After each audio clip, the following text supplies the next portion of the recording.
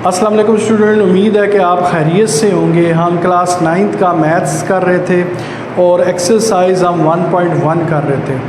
पिछली दो वीडियोस में हमने क्वेश्चन नंबर 1 और क्वेश्चन नंबर 2 को सॉल्व किया था। आज हम क्वेश्चन नंबर 3 को सॉल्व करेंगे। क्वेश्चन नंबर 3 क्या है जी? Find the values of a b c and d. हमने चार जो वेरिएबल्स हैं ए बी सी और डी की वैल्यूज़ फाइंड करनी है विच सेटिस्फाई द मैट्रिक्स इक्वेशन, जो कि मैट्रिक्स की इक्वेशन को सेटिस्फाई कर रहे हैं। तो ये हमारे पास दो दिए गए, देखें इसमें elements a plus c minus 1 और a plus 2b 4d minus 6 is equal to 0 minus 7 3 and 2b। ये हमारे पास दो मैट्रिक्स दिए। सबसे पहले हम इनको इक्वेशन की फॉर्म में लिख लेते हैं ताकि हमें इनको आसानी हो हल करने में। अब आप ये याद रखें कि एक मैट्रिक्स की जो साइड है वो इसके इसी तरह ये इसके बराबर होगी, ये इसके बराबर होगी और ये इसके बराबर होगी। ठीक है जी। तो पहले हम लिखते हैं a plus c is equal to, ये किसके बराबर होगी? 0 को। इसको हम नाम दे देते हैं इक्वेशन नंबर 1 का। इसी तरह c माइनस 1 किसके बराबर होगा? 3 के। इसको हम इक्वेशन नंबर 2 के नाम दे देते हैं। इसी तरह a प्लस 2b बराबर होगा माइनस 7 का। ठीक है जी। सेकंड कॉलम, तो इस तरीके से इधर से भी सेकंड कॉलम, यानी a plus 2b is equal to minus 7। इसको हम नाम दे देते हैं इक्वेशन नंबर 3 का। ठीक है जी। उसके बाद 4d माइनस 6, इसको हम नाम दे देते हैं इज़ इक्वल टू 2d।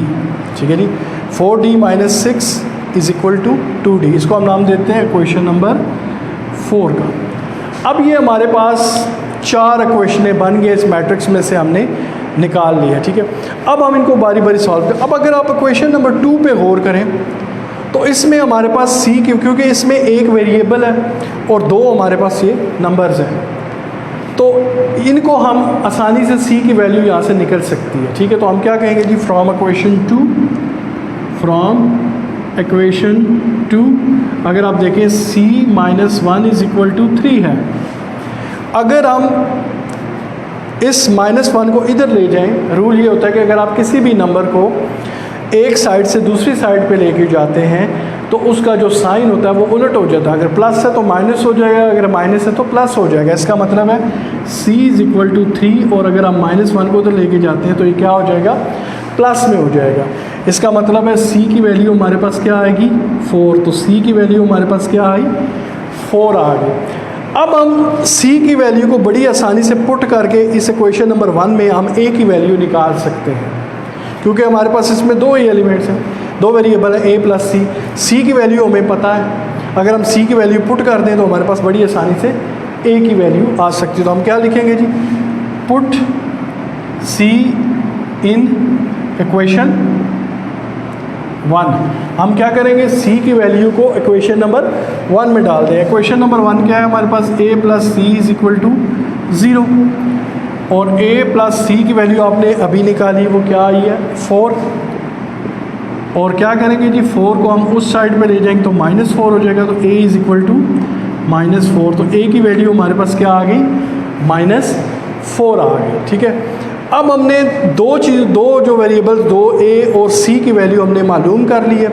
अब हमारे पास रहेगी b और d की वैल्यू, तो ये हम बड़ी आसानी से ये भी फाइंड कर सकते हैं। अगर आप इक्वेशन नंबर 4 में गौर करें, ठीक है जी, तो इक्वेशन नंबर 4 में हम देखते हैं d और d ये दो तरफ हैं। ठीक है। और यहाँ पर एक नंबर है, ठीक है, माइनस 6। इसको हम आसानी से d की वैल्यू निकाल सकते हैं। ठीक है। तो हम कह सकते हैं फ्रॉम इक्वेशन 4, अगर आप इक्वेशन 4 को हल करें 4d minus 6 is equal to 2d। तो 4d ये माइनस 2, ये इधर 2d इधर आके माइनस 2d हो जाएगा और ये इधर 6 जाके प्लस 6 हो जाएगा। 4d में से 2d माइनस हुआ तो 2d आ गया 6 और d के साथ ये मल्टीप्लाई आ रहा है, उधर जाके इस पर डिवाइड हो जाएगा। 2 3 × 6 तो d इज़ इक्वल टू 3। हमारे पास d की वैल्यू क्या आ गई? 3 आ गई। अब हम d की वैल्यू को अगर हम इक्वेशन नंबर, ठीक है जी, अब हमारे पास डी की वैल्यू है। अब हमने क्वेश्चन नंबर 3 को सॉल्व करना है और 3 में हमें किसकी वैल्यू चाहिए, बी की। ए की वैल्यू हमारे पास ऑलरेडी निकल आई है। अगर हम ए की वैल्यू इसमें डाल दें क्वेश्चन नंबर 3 में तो हमारे पास बड़ी आसानी से बी की वैल्यू भी निकल सकती है। तो हम क्या लिखेंगे जी, put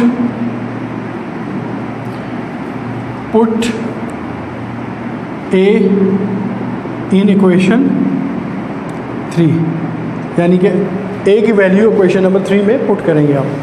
a + 2b is equal to -3।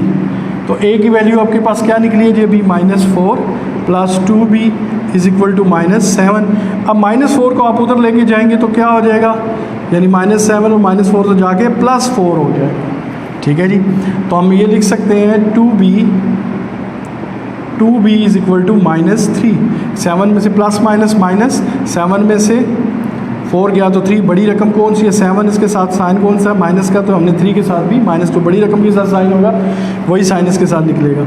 तो हम इसको अगर मज़ीद सॉल्व करें, b की वैल्यू 2 इसके साथ मल्टीप्लाई हो रहा है, उधर जाके 3 पे डिवाइड हो जाएगा, यानी b इज़ इक्वल टू -3/2 ये हमारे पास वैल्यूज़ आई है। तो हमारे पास चारों की वैल्यूज़ जो हैं वो निकल आई हैं, यानी हमारे पास जो a की वैल्यू आई है वो आपने देखी -4, b की वैल्यू हमारे पास निकल आई है अभी -3/2, और d की वैल्यू आपने निकाली थी वो थी 3, और c की वैल्यू जो है वो 4 आई थी। तो हमने चारों जो वेरिएबल्स उसने कहे थे इक्वेशंस के मुताबिक हमने उनकी वैल्यूज़ निकाल ली। तो उम्मीद है स्टूडेंट्स आपको ये क्वेश्चन समझ आया होगा। तो इंशाल्लाह अगली वीडियो के साथ दोबारा मिलेंगे, तब तक के लिए इजाज़त दीजिएगा। अल्लाह हाफ़िज़।